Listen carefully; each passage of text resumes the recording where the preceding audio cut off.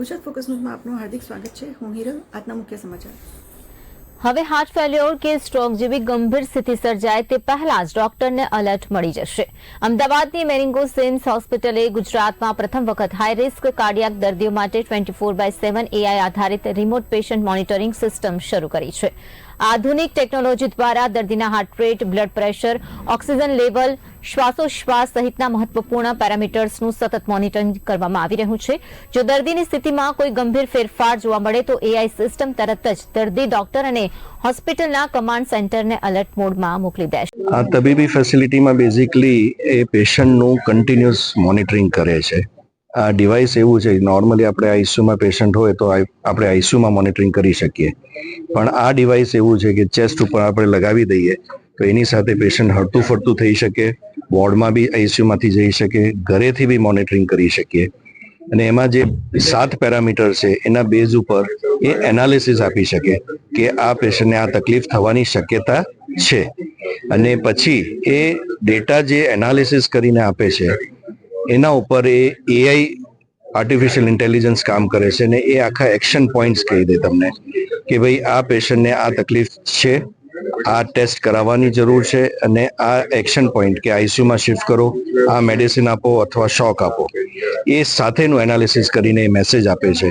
એટલે એના કારણે 2-3 વસ્તુનો એડવાન્ટેજ થાય છે. એક કે કોઈ બી હાઈ રિસ્ક પેશન્ટ છે, જેમ કે હાર્ટ સર્જરીના પેશન્ટો હોય, એન્જિયોપ્લાસ્ટીના પેશન્ટો હોય, હાર્ટ ફેલિયરના પેશન્ટો હોય, તો એ બધા પેશન્ટોનું ઘરે બેઠા બી એનાલિસિસ અને ટ્રીટમેન્ટ થઈ શકે, અને હોસ્પિટલમાંથી એમને ઘરે ડિસ્ચાર્જ વહેલા કરી શકીએ, આઈસીયુમાંથી વોર્ડમાં વહેલા ડિસ્ચાર્જ કરી શકીએ.